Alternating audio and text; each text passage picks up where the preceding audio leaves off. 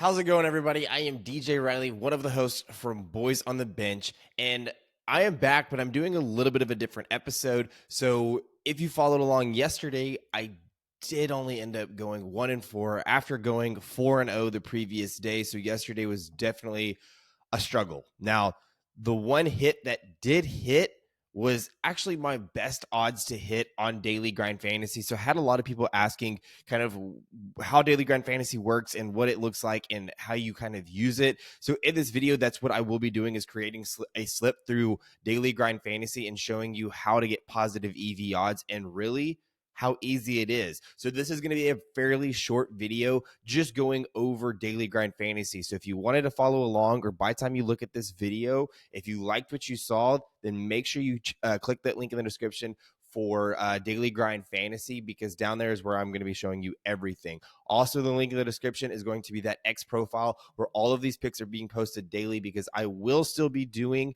my picks of the day for the NBA, but all of those are going to be posted on my X profile. And again, you can find that in the link in the description. So with that said, let's go ahead and hop over to Daily Grind Fantasy. And upon pulling it up, you can see that right here, I opened up on Underdog Fantasy, but that's not what I would be using.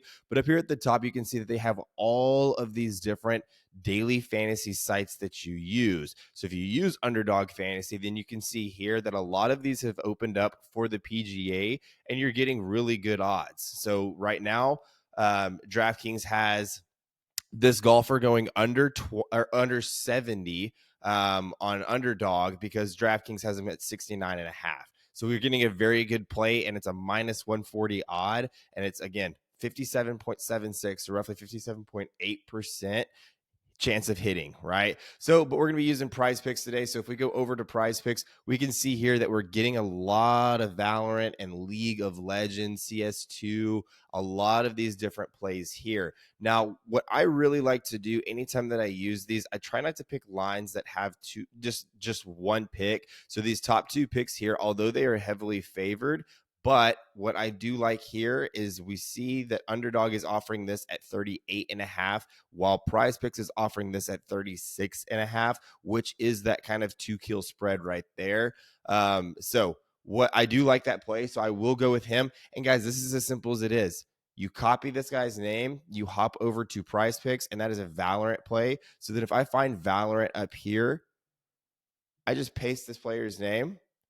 And let me go back and see what it was. Okay, they're indicating that we need to take the over here. So going over 36.5. So we just say more, and then we're going to go back. So now we have our first pick in there, and I'm going to be looking to add 5 more. So I want 6 in here. So then let's look at this one. So over 1.5. Again, these are one of the plays that I kind of want to stay away from. So if they open up at the same exact thing, so it's 1.5 here, although it is heavily favored at minus 226, these are one of those plays that I don't like. I would prefer more, or there to be a pretty big gap here. So I'm going to move on to the next one, is OC. So we do see we have 2 plays here at 13.5 and 14, whereas PrizePicks is offering this at 12.5. So either a point to a full 1.5 difference here. So this is a CS2 play. So if I copy his name, head over to CS2, paste, and let me go back to see, and it was an over. So if we go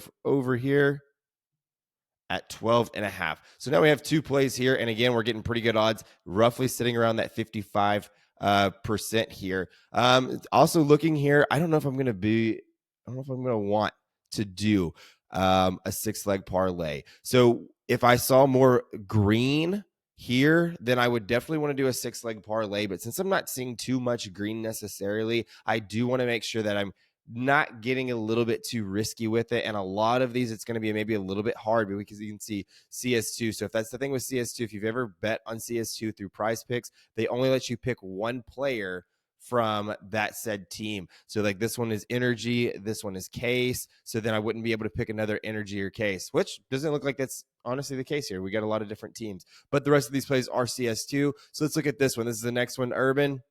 13.5, 12.5, 13.5, and this one's opening up at 11.5. So we're getting either a point to a 2-point difference here. So definitely like that. So Control C, go back here, paste, and it is over 11 and a half map one kills. So we map one kills over 11 and a half. And now we have 3 picks. Let's hop back. We're looking at Ponter. Got 12 and a half, 14 and a half. They're opening up at 12. Like it. Control C, map one kills over 12. Okay. And let's add just one more. Let's look at marquee for nouns. It's opening at 11 and a half, and we're getting 13 and a half, 13 and a half. They are still heavily favored at minus 131, minus 129. So we're getting odds of minus 167 with a 54.12% chance of hitting. So I definitely like this. And this will be the last one that we put in here. That was a CS2 play again.